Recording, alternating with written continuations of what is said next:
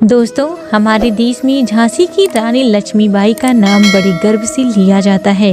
रानी लक्ष्मीबाई उन क्रांतिकारियों में से एक थीं जिसने साल 1857 में हुए प्रथम भारतीय स्वतंत्रता संग्राम में बढ़ चढ़कर हिस्सा लिया और ब्रिटिश साम्राज्य की सेना से मोर्चा लिया। महज 23 साल की उम्र में जिस तरह से रानी लक्ष्मीबाई ने ब्रिटिश साम्राज्य के सैनिकों से लड़ाई लड़ी, उसे देखकर अंग्रेज अफसर भी हैरान रह गए। वैसे तो रानी लक्ष्मीबाई को आज पूरा देश जानता है, लेकिन आज भी लोगों के मन में रानी लक्ष्मीबाई को लेकर कई तरह की सवाल हैं। जिसे रानी लक्ष्मीबाई की मृत्यु कब और कैसे हुई, इसके अलावा और भी कई तरह के सवाल लोगों के मन में उठते हैं। तो चलिए आज हम इस आर्टिकल के जरिए जानते हैं रानी लक्ष्मीबाई का जीवन परिचय। रानी लक्ष्मीबाई का जन्म 19 नवंबर 1828 को वाराणसी के एक मराठा ब्राह्मण परिवार में हुआ था।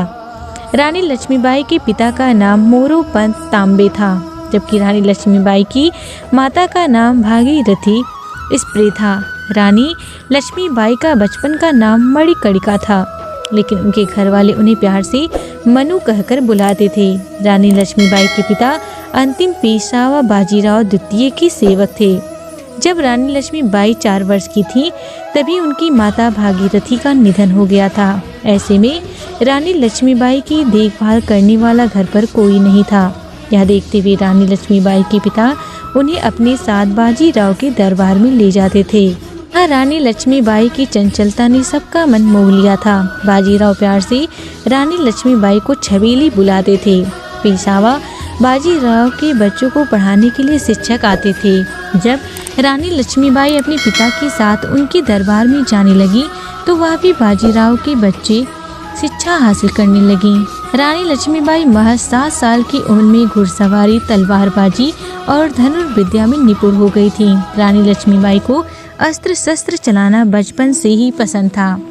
धीरे धीरे समय बीतता गया और जब रानी लक्ष्मीबाई 13 वर्ष की हुई, तो साल 1842 में उनका विवाह झांसी के राजा गंगाधर राव निवालकर के साथ बड़े ही धूमधाम से किया गया।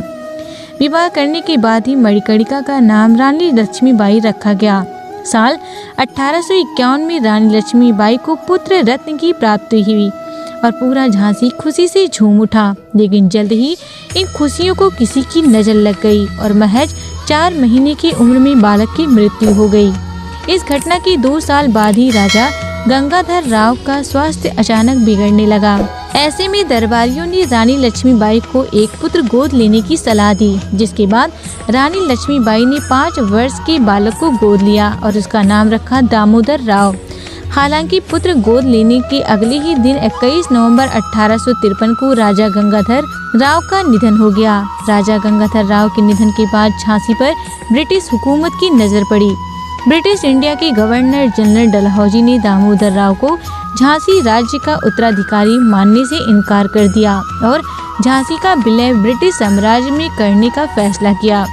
रानी लक्ष्मीबाई ने इसके खिलाफ लंदन की अदालत में मुकदमा भी दर्ज किया, लेकिन उनका मुकदमा खारिज कर दिया गया। दूसरी तरफ अंग्रेजों ने झांसी के खजाने पर कब्जा कर लिया और रानी लक्ष्मीबाई को झांसी का किला छोड़ने के लिए कहा। आखिर रानी लक्ष्मीबाई इसे कैसे सहन करती? उस समय तो रानी लक्ष्मीबाई ने झांसी का किला छोड़ रानी महल में चली गईं, लेकिन उन्होंने अंग्रेजों से लड़ाई लड़ने का फैसला किया। ब्रिटिश हुकूमत से लड़ाई लड़ने के लिए रानी लक्ष्मीबाई ने एक स्वयं सेवक सेना का गठन किया। अपनी सेना में रानी लक्ष्मीबाई ने महिलाओं को भी शामिल किया और उन्हें लड़ाई लड़ने के लिए प्रशिक्षण भी दिया।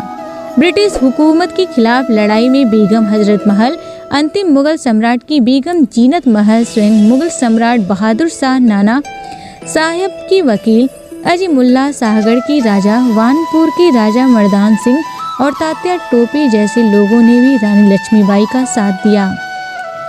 मार्च 1958 में ब्रिटिश सेना ने झांसी को चारों तरफ से घेर लिया। ऐसे में रानी लक्ष्मीबाई ने अपनी छोटी सेना के साथ अंग्रेजों का मुकाबला किया। रानी लक्ष्मीबाई अपने बेटे को पीठ पर बांधकर अंग्रेजों से लड़ी। हालांकि जब अंग्रेजों की विशाल सेना ने किले को पूरी तरह से घेर लिया, तो रानी लक्ष्मीबाई कलापी चली गईं।